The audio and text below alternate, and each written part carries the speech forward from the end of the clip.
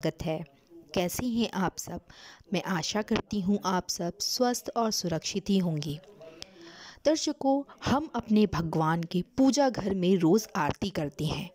आज मैं आपको आरती से जुड़े ही कुछ नियम बताने वाली हूँ कि आरती अगर हम कैसे करते हैं भगवान की, तो किस तरीके से हमें करना चाहिए।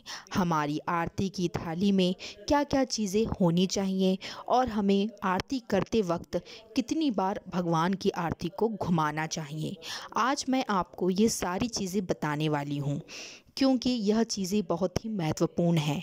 जब भी हम भगवान की आरती करते हैं तो हमें इन बातों का विशेषकर ध्यान रखना चाहिए।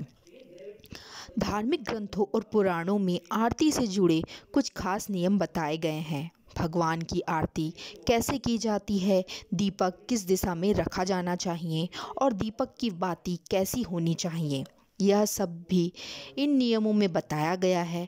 आज मैं आपको आरती करने के ही कुछ ऐसे नियम बताने वाली हूँ जिनसे आपको भगवान का आरती का पूर्ण फल प्राप्त होगा। सबसे पहले भगवान के चरणों की ओर 4 बार, नाभि की ओर 2 बार, मुख की ओर 1 बार, फिर भगवान के समस्त श्री अंगों की यानी सिर से चरणों तक 7 बार हमें आरती घुमाना चाहिए।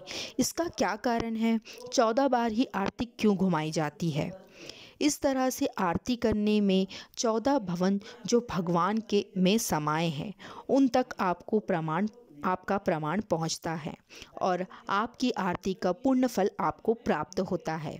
ध्यान रखें कि आरती हमेशा भगवान के श्री चरणों से ही प्रारंभ हमें करनी चाहिए। ऊपर की तरफ से आरती हमें कभी भी नहीं घुमाना चाहिए।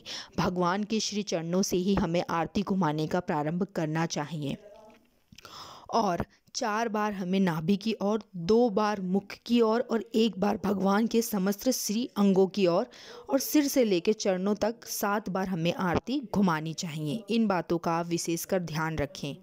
और आपको अपने आरती की थाली में किस प्रकार का दिया प्रज्वलित करना चाहिए?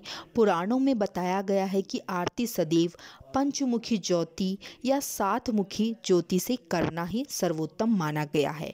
अगर आप पंचमुखी या सप्तमुखी ज्योति से भगवान का पूजन करते हैं तो आपकी मनोकामना सीधे भगवान तक पहुंचती है।